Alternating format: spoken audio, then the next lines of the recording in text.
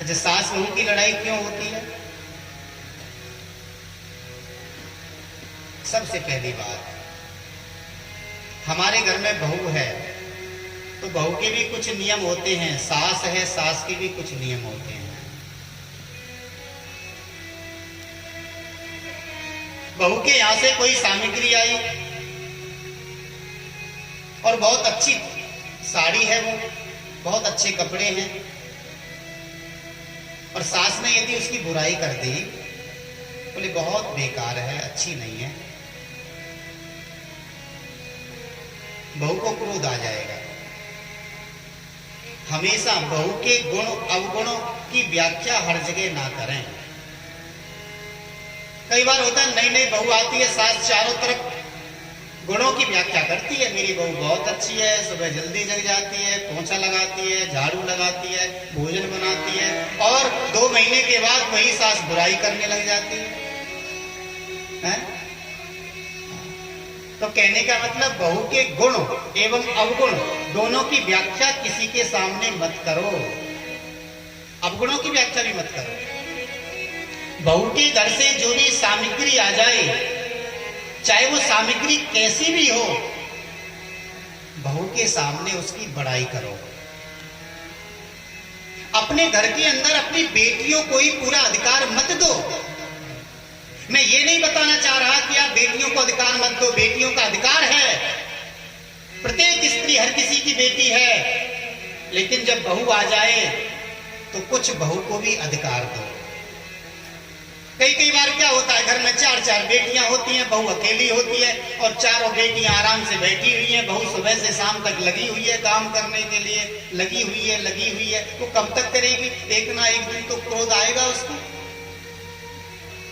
तो ननदों का भी अधिकार होता है कि भाभी के साथ में बराबर उसका सहयोग करें। एक और बात बड़ी समझने की है, बहू के मायके से यदि मायके से कोई भी सज्जन आए, उसका अच्छे से सम्मान करो। कई बार ये छोटी छोटी गलतियां हम लोग कर देते हैं। अच्छा, बहू के भी कुछ नियम होते हैं। हमेशा बहू को ससुराल की कोई भी बात अपने मायके में नहीं बतानी चाहिए। कई बार क्या होता है, हम छोटी छोटी बातों को, आजकल फोन चल गए हैं ना, डायरेक्ट फोन करेंगे अपनी मम्मी को, माँ यहाँ तो ऐसा होता है, यहाँ वैसा होता है, ये ऐसा करते हैं।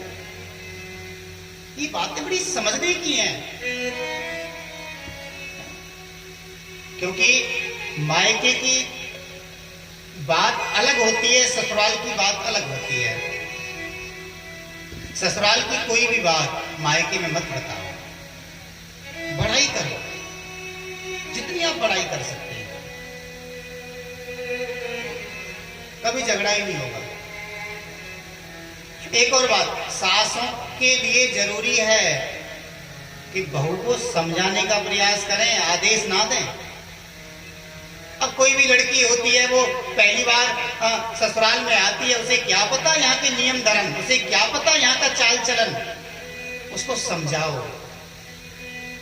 एक कन्या को भी सोचना चाहिए कि जब वो बहू बन गई है तो मुझे इनके बारे में कुछ नहीं पता है, अगर ये लोग गलत हैं तो इनको सही करना है मुझे, और यदि सही हैं तो अपने आप को इनमें मिलाना है। एक और बात, कभी भी विवाह के बाद में किसी भी बहू से दहेज की बात मत करो। आजकल दहेज प्रथा बहुत चल रही है। बहुत पिता हैं जिनके घर में बेटियां होती हैं और पैसे के कारण वो विवाह नहीं कर पाते हैं, और हम लोग अपने पुत्रों की बोली लगाते हैं। अपने बेटा के लिए 5 लाख मांगते हैं, 11 लाख मांगते हैं, 10 लाख मांगते हैं। ठीक है, पैसा मांगो, लेन देन होना चाहिए, लेकिन भगवत प्रेमियों, पैसा हर जगह मिल जाएगा, लेकिन संस्कारी बहू हर जगह नहीं मिलेगी। पैसे से आप सब कुछ नहीं कर सकते। पैसे से आप बंदूक खरीद लोगे, लेकिन हिम्मत को नहीं खरीद सकते हो। पैसे से आप सुंदर कलम खरीद लेंगे, लिखने वाला पेन, लेकिन सुंदर लेख नहीं खरीद सकते। पैसे से आप किताब खरीद सकते हैं लेकिन ज्ञान नहीं खरीद सकते। पैसे से आप टीचर खरीद सकते हैं, आपको रोजाना घर पढ़ाने आ जाएगा, लेकिन बुद्धि को नहीं खरीद सकते हैं। बुद्धि जितनी आपकी होगी उतना ही आपको ज्ञान मिलेगा। पैसे से आप रोटी खरीद सकते हैं, होटल से पकवान आ जाएंगे, लेकिन तृप्ति को नहीं खरीद सकते हैं। पैसे से आप बहुत बड़ी बिल्डिंग बना सकते हैं, बहुत बड़ा मंदिर बना सकते हैं, लेकिन भगवान को नहीं बिठा सकते हैं। पैसा सब कुछ भी है भगवत प्रेमियों, और पैसा कुछ भी नहीं है। पैसा भी न मात कहे कौन को तू पूत भयो, पैसा भी न भाई कहे भाई नाए तू मेरो, और पैसा भी न बहन कहे कौन को तू भाई है, और पैसा भी न सास कहे कौन को जमाई है, कौन को जमाई है। तो पैसे को महत्व मत दो। अपने बेटे के विवाह में कि मुझे पैसा चाहिए, मुझे गाड़ी चाहिए, मुझे घोड़ा चाहिए, महत्व दो संस्कार का। अगर भैया घर में लक्ष्मी आ गई तो आपके घर का बेड़ा पार कर देगी।